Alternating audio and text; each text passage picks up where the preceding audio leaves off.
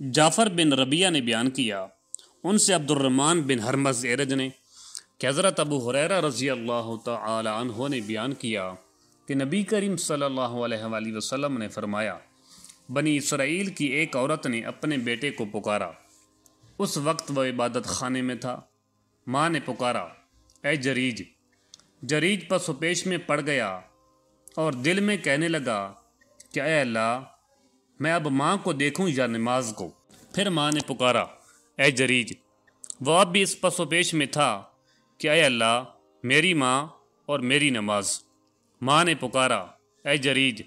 وہ اب بھی یہی سوچے جا رہا تھا، اے اللہ، میری ماں اور میری نماز۔ آخر میں نے تنگ ہو کر بد دعا کی، اے اللہ، جریج کو موت نہ آئے جب تک وہ فحشہ عورت کا چہرہ نہ دیکھ لے۔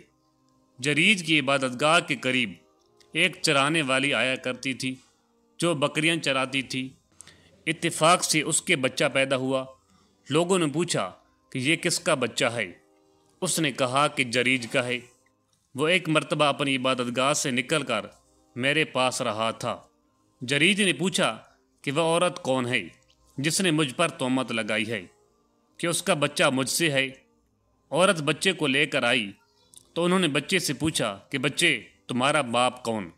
بچہ بول پڑا کہ ایک بکری چرانے والا اور گڈریا میرا باپ ہے۔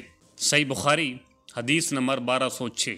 ابو سلمہ نے کہا کہ مجھ سے معقیب بن ابی طلحہ صحابی رضی اللہ تعالی عنہ نے بیان کیا کہ رسول اللہ صلی اللہ علیہ وآلہ وسلم نے ایک شخص سے جو ہر مرتبہ سجدہ کرتے ہوئے کنکریاں برابر کرتا تھا فرمایا، اگر ایسا کرنا ہے تو صرف ایک ہی بار کر۔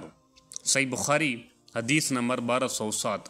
غالب بن قطان نے بیان کیا، ان سے بکر بن عبداللہ مزنی نے اور ان سے انس بن مالک رضی اللہ تعالی عنہ نے کہ ہم سخت گرمیوں میں جب نبی کریم صلی اللہ علیہ وآلہ وسلم کے ساتھ نماز پڑھتے اور چہرے کو زمین پر پوری طرح رکھنا مشکل ہو جاتا تو اپنا کپڑا بچھا کر اس پر سجدہ کیا کرتے تھے۔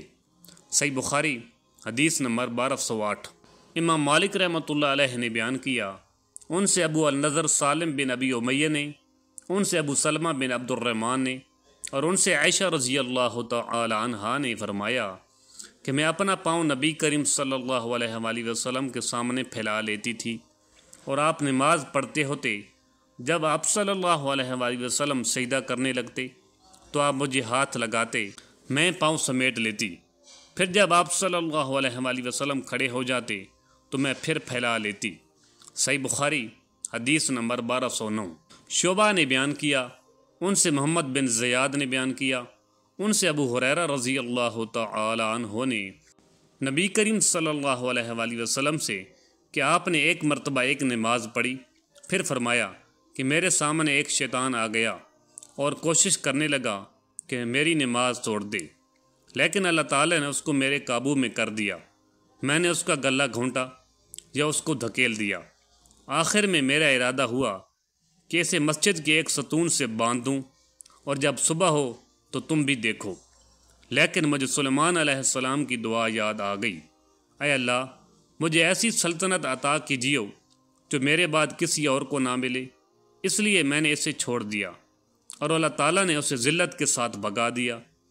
اس کے بعد نضر بن شمیل نے کہا، دغتا زال سے ہے، جس کے معنی ہے کہ میں نے اس کا گلہ گھونٹ دیا، اور داتا اللہ تعالیٰ کے اس قول سے لیا گیا ہے یوم یدعون، جس کے معنی ہے قیامت کے دن وہ دوزخ کی طرف سے دھکیلے جائیں گے۔ درست پہلا ہی لفظ ہے، البتہ شعبہ نے اسی طرح عین اور تا کی تشدید کے ساتھ بیان کیا ہے۔ صحیح بخاری حدیث نمبر 1210۔